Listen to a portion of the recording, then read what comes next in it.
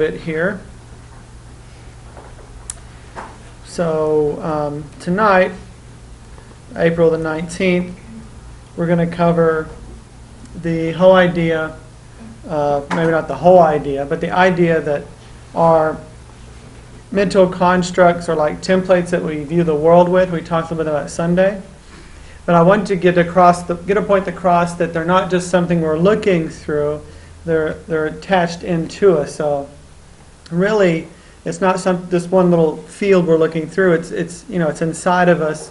It's also projected out, but it ties into all the systems. And so tonight we're going to play with trying to uncover. And tonight I want to focus mostly on physical issues, especially if they've been there for a long time, because those are a little bit easier to chase backwards, at least from my perception right now. That may get different.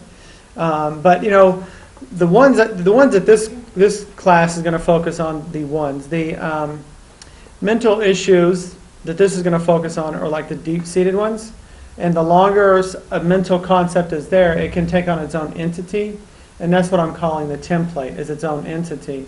And most people walk around 24/7 with one of many different templates going. And you don't even know that it's not you.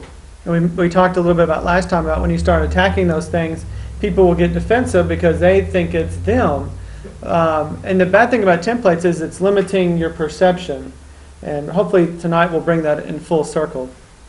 This kind of came to mind. This is called a blastosphere. And it's 64 cells. It's actually what happens to the cells before it actually starts shaping. This is actually a frog. But humans do the exact same thing. Remember they talked about the 64 tetrahedron? And the same talks about, well, 64 cell, this blastosphere is 64 cells. It creates a sphere. And that's what happens right before it starts dividing. I don't know why I just stuck that up here. Maybe my brain's working on something. But it's interesting, like we have a 64-bit computer system. And 64 I Ching, there's 64 codons in the DNA. So these numbers all tie in. And I posted this on Facebook, but I'm going to go ahead and read it here again. And this is what I'm getting at tonight. Observation is the problem and the solution. Dramatic change in life and healing comes from observing the problem in a new way. So, our patterns keep perpetuating themselves and this, you don't have a printed copy of this, but it's on Facebook. But our problems keep perpetuating ourselves because we're stuck in the way we're seeing them, which is part of that template that I'm covering. So we have to be clear of charges or clear of templates so that we can see in a new way, which results in an aha, which is the exact same thing as a paradigm shift and a quantum leap. Because if you get a really deep shifting, then that really propels you forward in a big way. Quantum physics states that the mere act of observation affects the experiment's findings, or the experimental findings. In other words, the observer affects the observed. And I thought it was interesting, observer is like server. So we're like serving reality by what we observe, negative or positive. So but the bottom line is the observer creates the physical world, the observed. We each individually and collectively create our own experiences and the global collective reality. Reality being the outer physical reality, which is also an echo. It's a mirror in matter. And everything physical here is yin. It's mother, and Latin word for mother is matter. So the physical is the echo of what's inside the mind. And our inner workings, which is our mental workings, our observing, and our thought forms, that's masculine, father, and it's the wave. So back to quantum physics is so let's say there's infinite possibilities of particles around me, right? Okay. If I've got a template that limits what I can see, blinds me in some way, right? Based on my childhood, I created them, or they were passed to me ancestrally. Then what happens is I can only pick and choose certain waves that I can make a reality happen. Quantum physics is, it's like atoms are everywhere, but they only show up when you start to focus where you're going to look, right? And there's lots of different experiments I can't really quote at this moment. The most popular one is the slit experiment, where they shot the photons, electrons, I can't remember exactly, some particle through the slit, And when they watched it, it made a very uniform pattern. And then they set the system to work without anybody watching it. So they left the room and everything, and it did it in a completely different fashion, which means our observation is what makes things line up a certain way. But if we have limited observation, then what we tend to do is every moment there's a new possibility. I mean, every moment there's a new possibility in your life. Every day you wake up, it should be like a rebirth. So it's like these possibilities are out here, but I'm only limited by my belief system as to the ones I can get and then manifest. So quantum physics is the wave and the particle, the exact same thing. It's just however you look at them. So the wave is energy here. We perceive it, and then it gets manifest into the world, or our lives, which is the yin and the yang. Our observations automatically select from the field, the Father, of possibilities and collapses the selective wave into particles that make up the physical reality, which is Mother, as there's that yin and yang. Active templates limit possibilities by blinding us or pushing certain possibilities away, and we draw only specific ones to us. In other words, they keep us from being able to observe clearly without charge. So we got to get to a point where we're outside of our templates, which is hard to do when you're working on yourself. That's why it's also hard to work on family members and sometimes friends, because we have these expectations and these projections on each other. But ideally, to get to a healing place, you've got to be extremely neutral. And I believe really that's the main focus of meditation, how it can be healing, is you're working to a place where there is no thought. Where was I there? So to observe without restriction. In other words, they keep us from being able to observe clearly without charge, which limits the solution. So we're going to keep getting the same thing over and over because that's all that we're looking at, because that's what this template is making us focus on, right? My dad was an alcoholic who never really noticed my needs. And then, sorry, technical difficulty. Then what happens is you look at men can be viewed through that template. So even though we had belief systems about past people, we still overlay those on people that we come in contact with daily. Okay. So nothing that there, not that there is less possible. So there's not less possibilities. We're only limited by what we're holding in our mind. So anything is possible. But it's what we get is because it's filtered through these templates, or what we're projecting out we only get back. You just can't see or entertain the ones you can't see because you have been blinded. So these perceptions and expectations and beliefs projected on the world filter what you get back. So ultimately, templates are limiting. And there's some questions we're going to play with later, but what are you limiting around you as a result of this template? There's some questions we're going to play with later. What are you limiting yourself to? Because if you believe, like, I got to work really hard to make a living, then you're limiting, you're collapsing that wave all the time, because that's the wave you're looking at. I got to work really hard to make a living. I'm never going to be able to do what I want to do. So you keep creating that reality because that's what you're focused on. And what physical manifestations are caused by the template? That's in your body and out in the world. So it could be relationships too. Errors in observation create uncomfortable to catastrophic experiences in the physical world. To observe others as separate, for example, if you observe others as separate, and that is going to be the world you experience. So in other words, however we're viewing the world is what we're going to get back. By changing our observations of ourselves, others, in the world at large, we change our reality. So I could have stumbled through that a little bit more. This is a video that came to mind. It may not be the perfect thing here, but it fits on some level for me. It's from a movie called The Sin Eater. Another name for it was The Order. It was one of Heath Ledger's movies. And in it, you saw that movie? I think it was a pretty powerful movie. Maybe the whole thing was. But in this movie, I'm only going to focus on this part. Sin eaters are, the concept is when somebody's passing away and they had all this sin, and you hire a sin eater to come and take your sin away. And of course, with this one, there was mystical powers involved. In other words, this person can take the other person's sin away because in a way they're eating it, they're taking it on. The main thing I want to get here, because I don't necessarily focus on sin, but the thing I want to get at is that the thing that shows up in the screen I want you to think of your templates like that. I want you to think of your templates as these things with tentacles that attach into you and control you, because it can be those templates can be taken out. It becomes an entity. Like illness can become a pseudo-personality, but it's not who you really are, and it has all these mechanisms tied into it because it helps you survive in that particular situation. So again, this is from the movie The Order.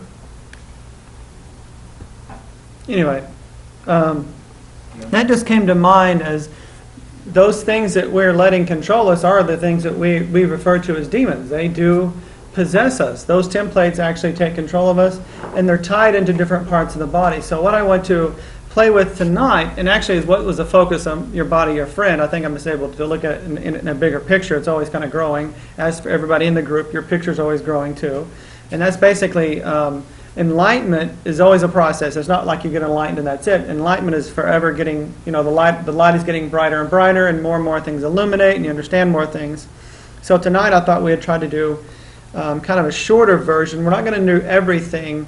In other words, we're going to, all that Your Body, Your Friend entails, we're going to try to do a little bit shorter. Of course, you're going to miss a lot of information, but I just want to play with it tonight. And that's, I guess I'll keep talking here, and whoever comes up, we don't necessarily have to record it.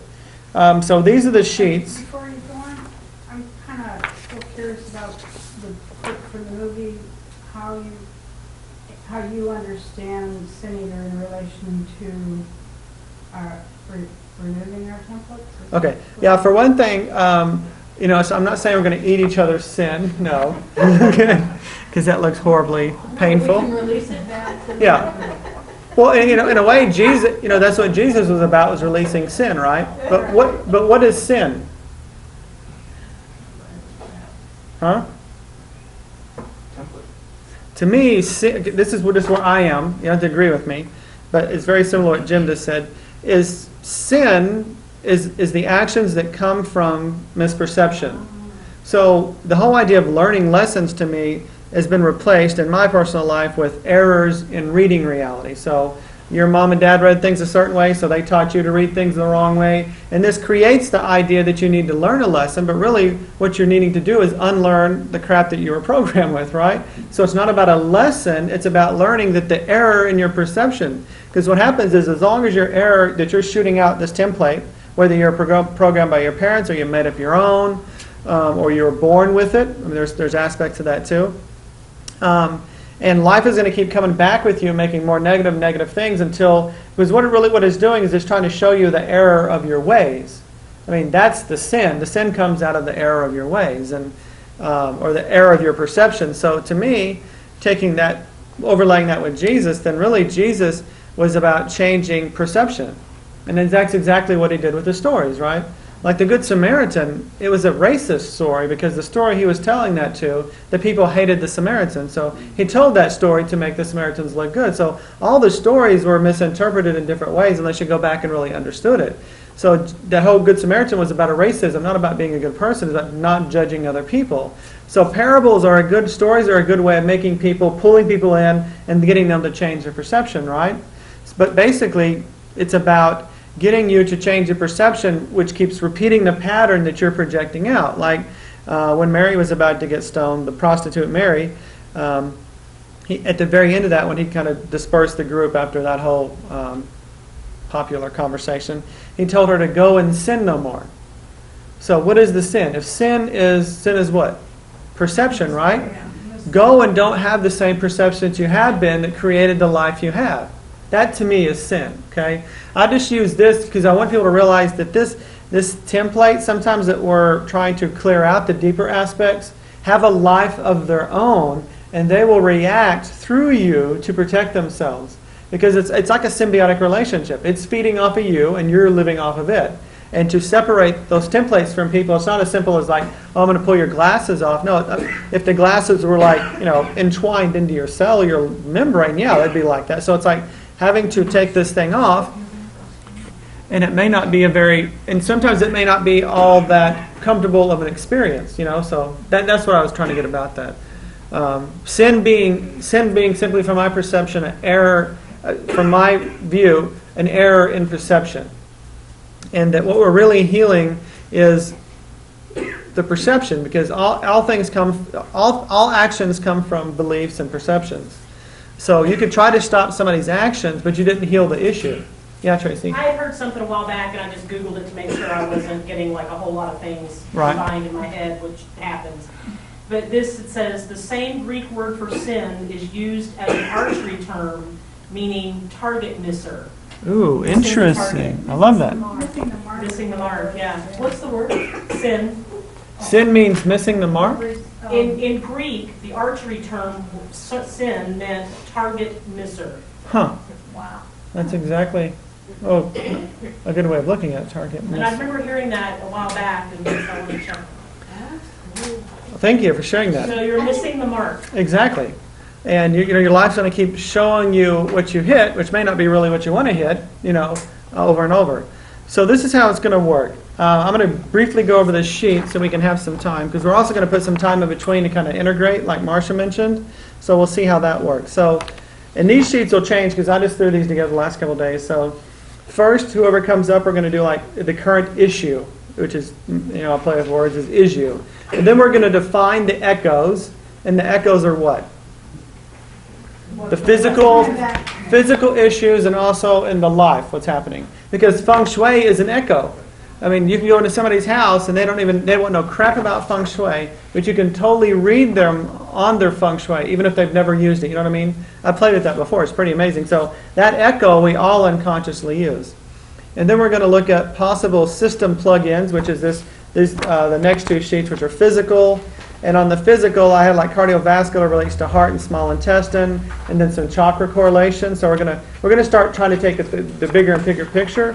I typically work like this, but I'm trying to pull everybody into this. So when I'm tapping on something, I'm not tapping on the issue. I'm also focusing on the physical lungs, and then the emotions and everything that go together.